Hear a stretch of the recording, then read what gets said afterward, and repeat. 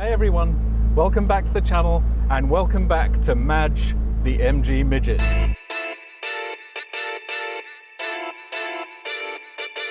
So the first thing to say is Happy New Year. It's the 1st of January. If you're new to the channel, thanks for stopping by. Really hope you enjoy it. And if you like this kind of content with my own cars, this cute little MG Midget from 1971 and a Mercedes CL500, it'd be great to have you as a subscriber. So in this episode, we're just going to be taking a look back at 2021, all the highlights and some of the lowlights of what turned out to be a very strange year for many reasons. So over this year, some cars joined the garage and others left it.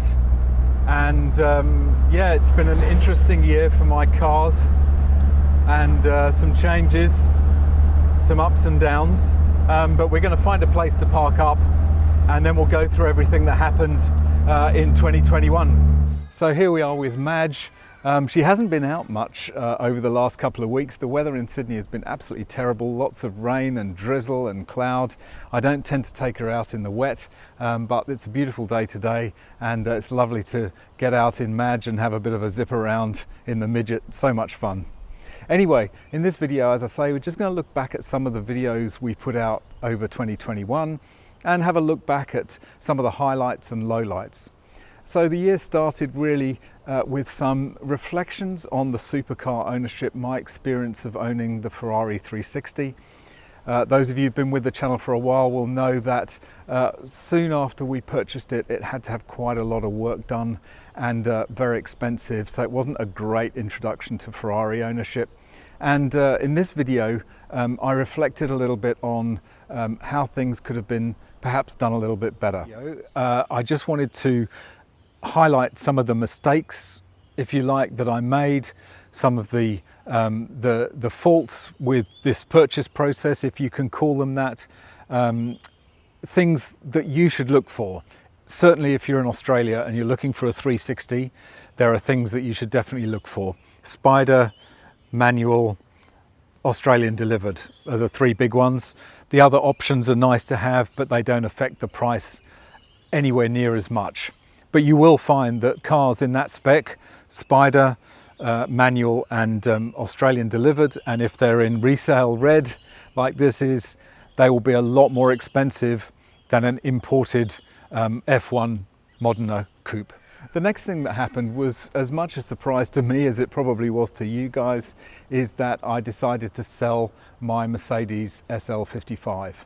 I'd had that car for about a year and a half and thoroughly enjoyed owning it. It was a beautiful silver color with red interior, a great car to drive, but I got such a great offer for it and I was concerned that there was going to be a lot of money that had to be spent on it pretty soon. So when I got this offer, I thought it was too good to miss, and hence I sold that car. So those of you who followed my channel for a while will know that I absolutely love this car. I've had a lot of fun with it. It really hasn't caused me that many problems. I did have to have the petrol tank fixed and re-welded. That was quite an expensive job, but apart from that, one ABC strut had to be replaced, but apart from that, it has been absolutely faultless and very reliable. A really wonderful car to drive, and I've thoroughly enjoyed it. The next thing that happened was in May when this little beauty joined the garage. The story of the purchase and collection of this I'll link to up here, but suffice it to say, I found this car. It was down in the Southern Highlands. I purchased it from the first owner who'd bought it new in 1971. Wonderful story and a lot of fun for the channel. Check out some of these highlights here. I just had to record the first start. I just had to record it because it's just like so freaking cool. Oh wow, look at this. It is so cool. It's so tiny, everything's so close. Oh, this little gear stick is so cool. Right, okay.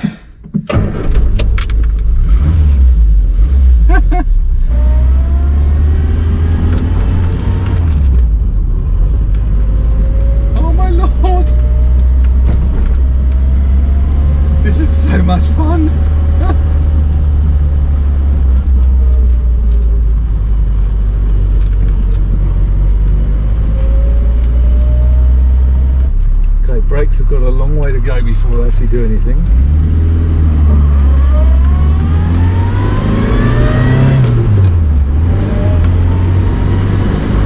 So cool.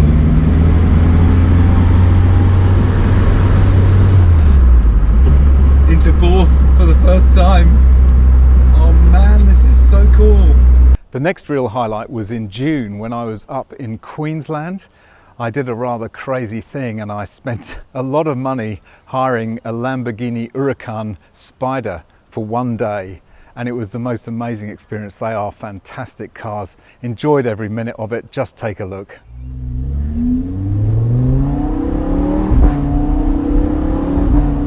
Oh, it sounds amazing. And the gearbox is just sensational. It's so seamless. The power delivery is just absolutely smooth as you change down and change up. It's just quite remarkable.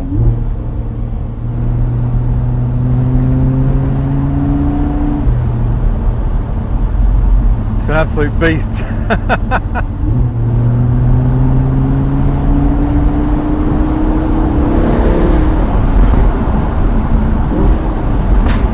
Oh, this exhaust has been tuned for some amazing pops and crackles on the overrun.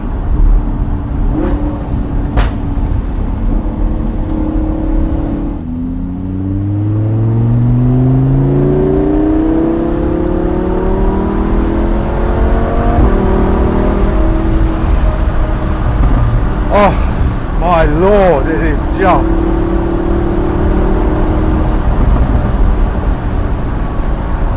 phenomenal.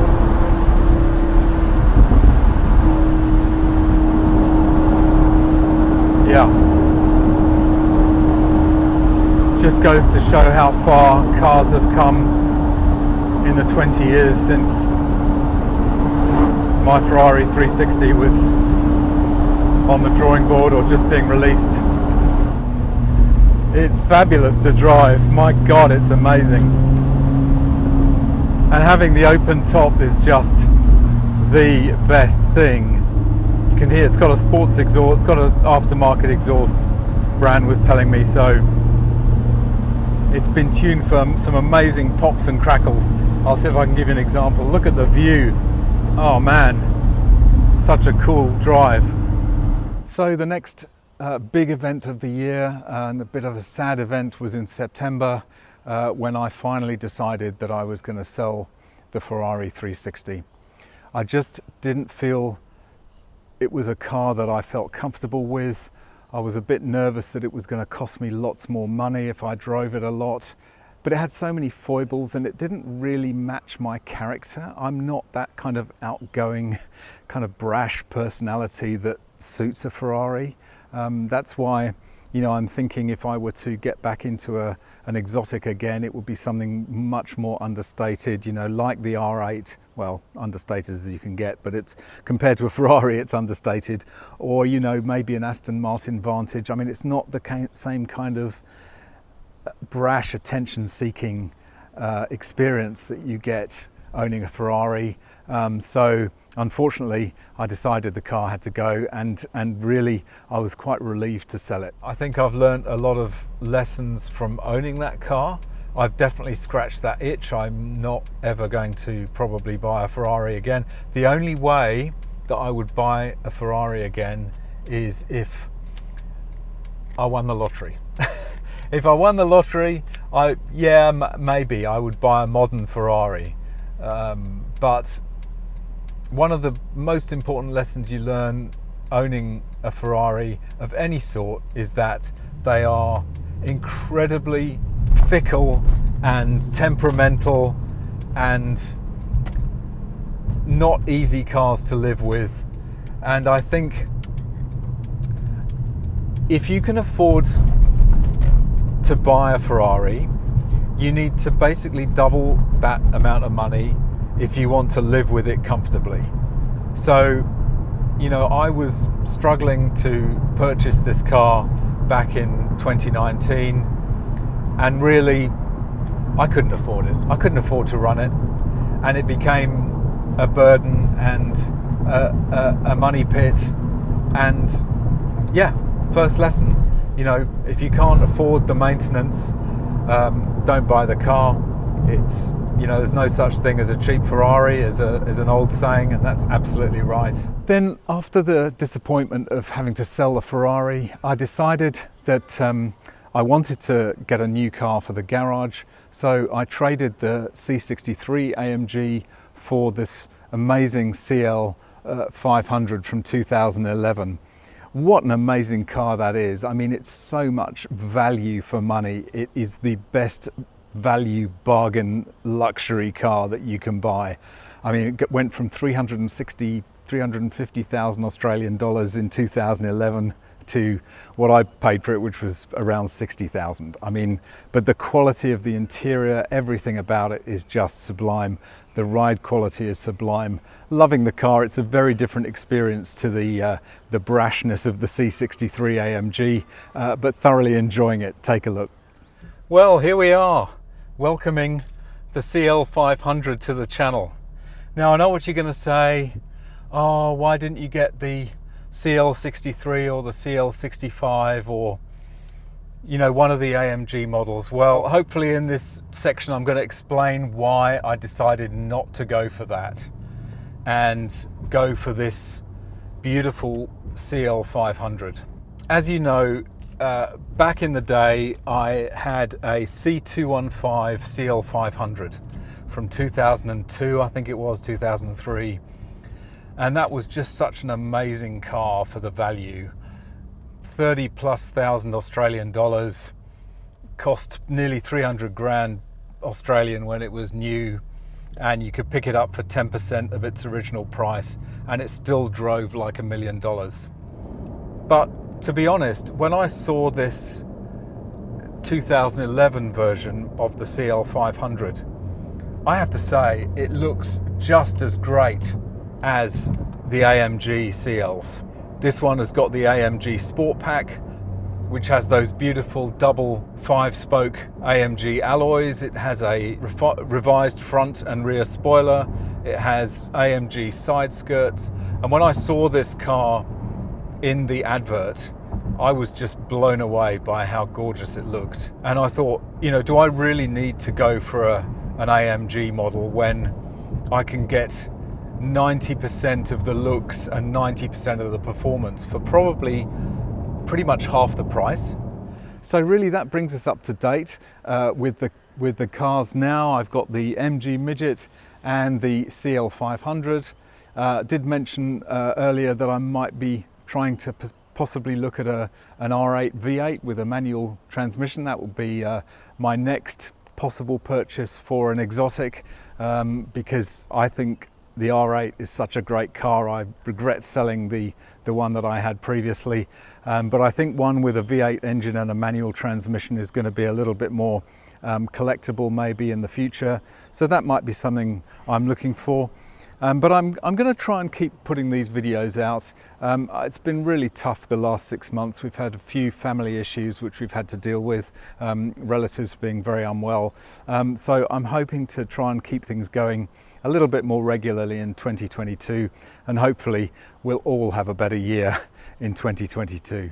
So in summary, I'd just like to say thank you to everyone who's watched, commented, liked, shared my videos. It really is a privilege to be able to make these videos and interact with so many of you. I do try and read all the comments. I'm grateful for everyone. So I just want to thank each and every one of you who watches my videos for your support, and I look forward to connecting more with you in the next year. So thanks very much for watching. I really hope you enjoyed this summary of 2021 and all the ups and downs. I'm hoping 2022 is going to be a little bit of a better year. Hoping maybe at some point to maybe get back into something of an exotic at some point, maybe. I've got a couple of ideas what that might be. I've kind of got my eye out for a gated manual Audi R8, but in the V8 version. So one of the original Audi R8s would be lovely. and especially with that manual gearbox. But we'll just have to see how things go this year. But yeah, that might be something for the future. Anyway, thanks very much for watching. I really hope you enjoyed this video. If you did enjoy it, don't forget to smash that like. Great to have you as a subscriber. Hit that notification bell. You can follow me on Instagram down here, and look forward to seeing you in the next video. Bye for now.